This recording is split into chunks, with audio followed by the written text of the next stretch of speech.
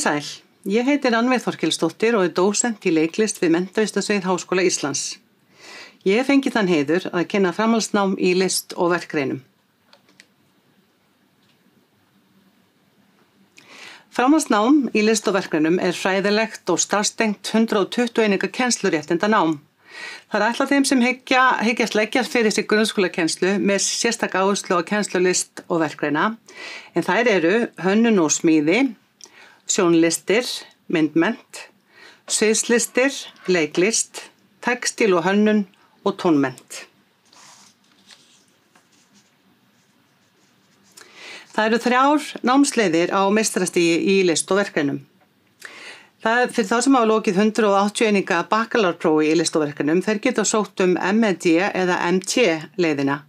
MED leiðin 120 eininga námsleið og þar af eru 30 eininga meistararitgerð.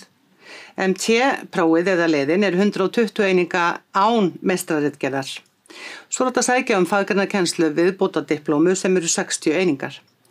Og þetta tala þetta séu 3 kjörsvið í raun eftir menntuna bakgrunni hvers og eins. Það 5 ára kennslunám, það kennslufræði í grunnskóla loknu BS eða BA-prófi og list og verkgreinar fyrir kennara með leyfisbréf. En hvað snýst námið? Námið bæði fræðilegt og starfstengt og í nánum tengslum við vettvang. Það þýðir að bæði fara kennarnemar frá okkur í grunnskóla að æfa sig og kennarar í grunnskóla taka þátt í kennslu námskeiða á menntavísindasviði. Og uppbygging námsins eftirfarandi, það svo kjarni sem byggir á almennri hæfni kennara, til dæmis í kennslufræði, náms- og þroskasálfræði og námskrárfræðum, eða námsmatsfræðum, og svo sérhæfing í list og verkgreinum. En þar getur kennaraneminn valið sér námsleið, bæði úr bundnu vali af námskeiðum í list og verkgreinum og svo frjálsu vali úr öðrum námskeiðum af öðrum námsleiðum.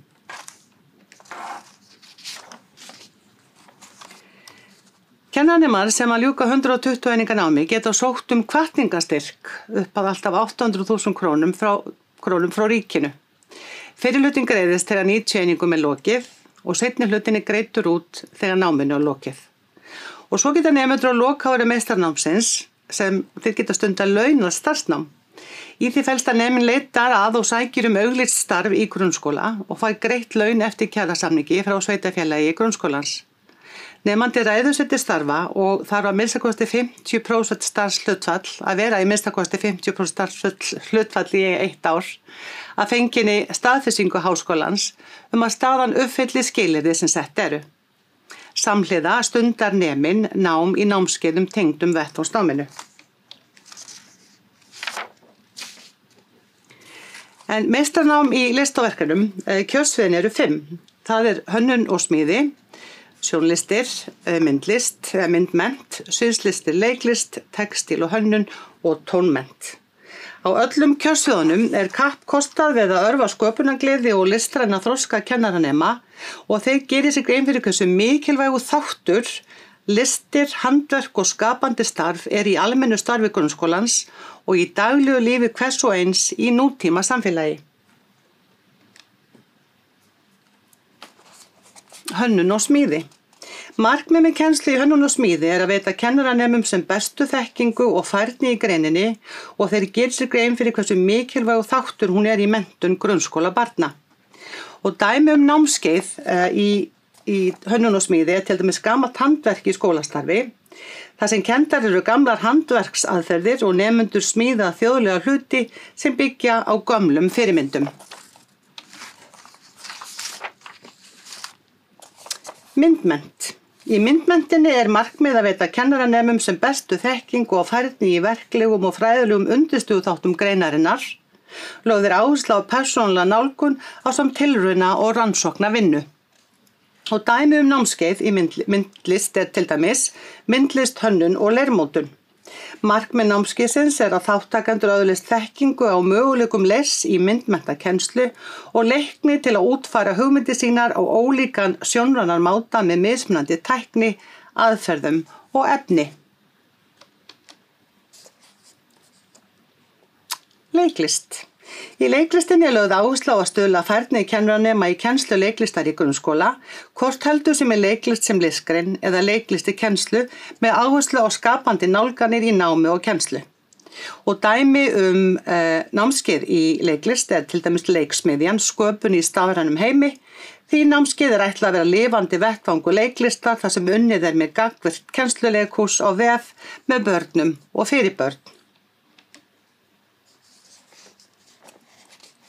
Textíll og hönnun. Markmið kennaramenntunar í textíll og hönnun er að efla fagþekkingu og hæfni til að meta, rökstyðja og túlka faglega textílvinnu, lögð áhersla á skapandi og rannsóknarmiða hugmynda og tilraunavinnu og dæmi námskeið er til dæmis í fata- og nytja hlutahönnun en lögð áhersla á snið, útfærslu og saumatækni í tengslu við hönnun á fatnaði og nytja og híbýlahlutun. Og tónmennt. Kjörsvið í tónmennt hefur það markmið að stuðla færni kennaranema í miðlun og kennslu tónlistar í grunnskóla.